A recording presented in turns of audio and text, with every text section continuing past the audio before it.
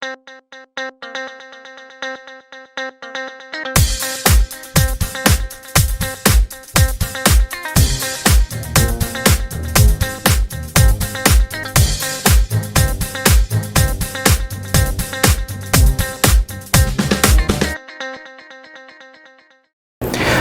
lagi di Break Time karena setiap komunitas punya cerita.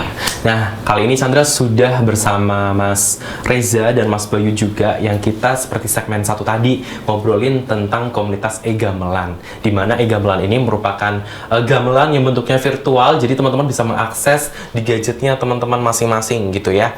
Dan pastinya saya mau tanya-tanya banyak juga sama Mas Reza dan Mas Bayu nih. Salah satunya adalah alasan mereka bergabung dengan komunitas e-gamelan. Ini ceritanya awalnya dulu gimana nih? Gimana kalian tertarik untuk bergabung sama komunitas ini? Mungkin dari Mas Bayu dulu.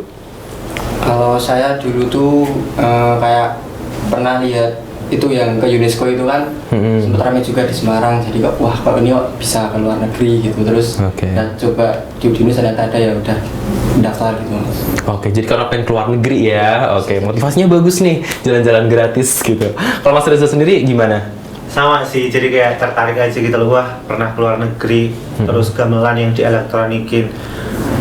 I think it's something unique gitu loh, dan aku tertarik untuk itu. Jadi ya daftar dan masuk lah. Oke, tapi sebelumnya kalian udah punya basic main gamelan nggak sih? Zaman mungkin SMP, SMA, atau mungkin baru baru ketika bergabung dengan komunitas ini kalian belajar?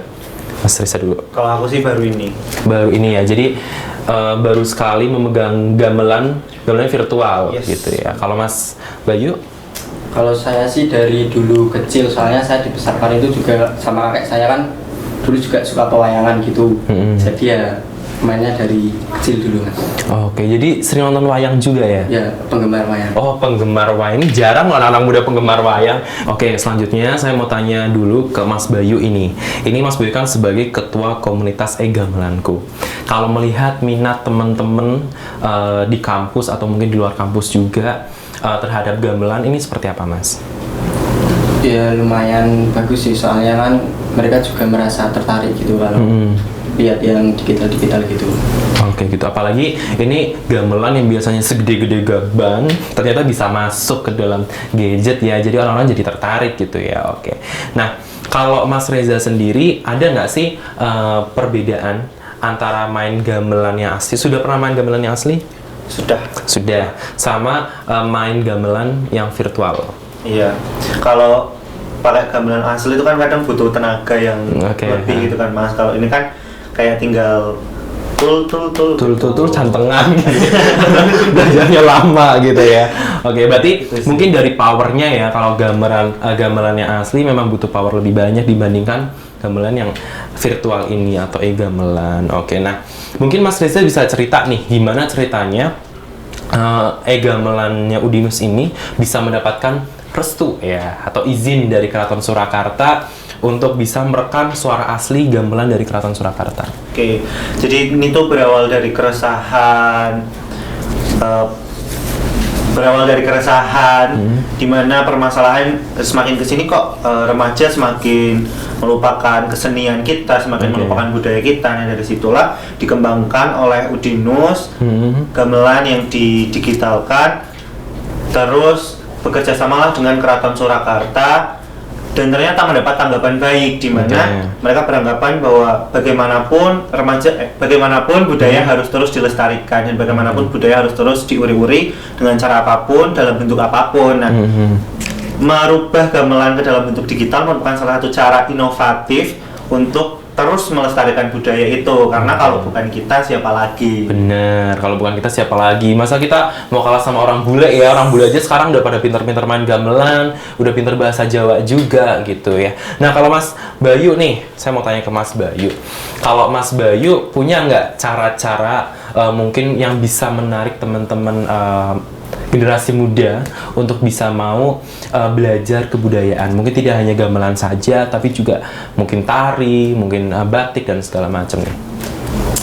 Mungkin kalau itu bisa dari kita yang mau melestarikan itu ya. Jadi kita bisa buat, misalnya kita tari nih, kita bisa buat kreasi tari yang kira-kira itu nggak ketinggalan zaman gitu, modern. Jadi kan untuk kalangan muda yang milenial ini bisa tertarik kalau misal buat gamelan juga kita remake lagu-lagu yang lagi hits atau yang lagi populer gitu sih Mas. Oke, jadi mengikuti perkembangan zaman dan selera anak muda ya. Tapi saya pengen dong, saya dan pemirsa di rumah ditunjukkan jenis-jenis gamelan yang tadi sebenarnya sudah sempat ditunjukkan juga sama Mas Reza. Tapi ini saya mau lihat lagi nih, jenis-jenis gamelan yang ada di e-gamelan tuh apa aja.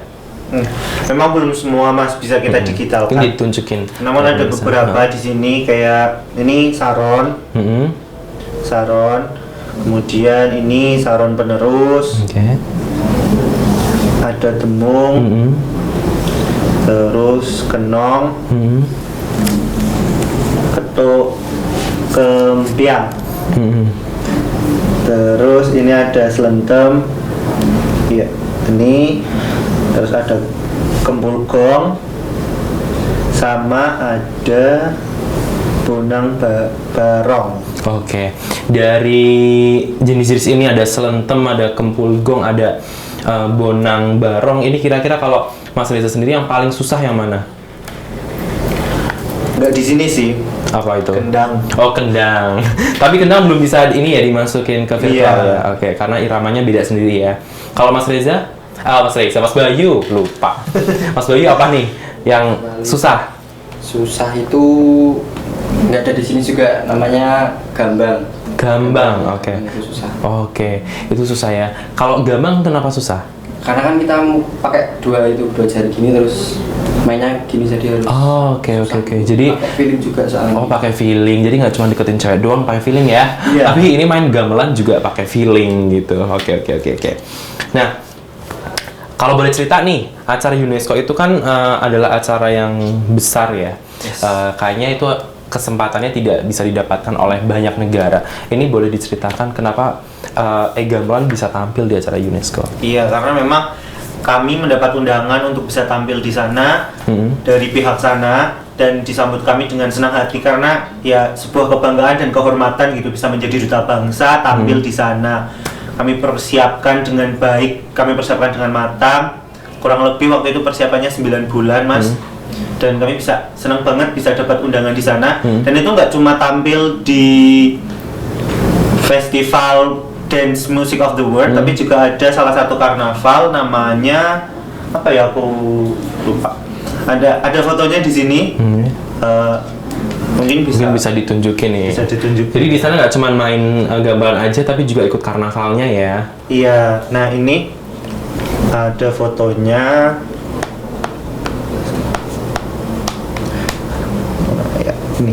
Ini jadi kayak kami ikut karnavalnya, terus ada banyak bule-bule nih warga negara Perancis yang kira-kira kenal nggak sama bulenya namanya siapa? Wah, nggak kenalan Oke. Oke, jadi di sana juga menunjukkan ke masyarakat lokal di sana ya, maksudnya mereka juga belajar secara singkat gitu ya untuk belajar gamelan. Tapi responnya orang-orang sana terhadap gamelan gimana sih? Luar biasa, kayak mereka tuh benar-benar tertarik dan excited gitu loh, wah. Ada inovasi baru gamelan yang didigitalkan gitu. Oke, begitu. Nah, kalau dari Mas Reza dan Mas Bayu, ini kira-kira dalam belajar gamelan, khususnya gamelan, mungkin ada nggak kesulitan-kesulitan tersendiri dalam belajar? Mas Bayu dulu. Mungkin yang sulit itu kalau kita merasakan kan main gamelan nggak hanya cuma nabuh sembarangan gitu, juga kita harus merasakan wah ini kalau saya gini saya pas nggak ya, mungkin di situ sih yang perlu waktu juga. Oke, gitu. Jadi itu tadi ya, bahwa kita main gamelan tuh ternyata nggak cuma teknik aja tapi juga feeling ya main ya di situ. Kalau Mas Reza? Sama sih sebenarnya 11-12 lah sama Bayu. Oke, tapi sepanjang belajar gamelan, lagu apa yang paling disuka? Tadi kan udah mainin Suara Jamu ya. Kalau lagu yang paling disuka apa, Mas Bayu dulu? Kalau saya Gugur Gunung gitu. Gugur Gunung. Oke, coba dinyanyikan lagunya. Santai-santai nanti aja, itu buat challenge. Kayaknya ini wajahnya ini nih, apa namanya, gugup nih. Kalau Mas Reza sendiri, lagu yang paling disuka? Ini apa, Simpang 5. Simpang 5. Oke, itu lagu baru atau lagu? Enggak ya. Lagu lama. Oke, itu ceritanya tentang apa? Tentang Kota Semarang. Iya. Oke, jiwanya tetap Semarang ya gamelannya ya. Oke. Nah, Saya mau tanya-tanya lagi, dan pastinya kita nanti di segmen 3 juga ada challenge ya. Tapi kita harus komersial break dulu, jadi jangan kemana-mana, tetap dalam break time karena setiap komunitas punya cerita.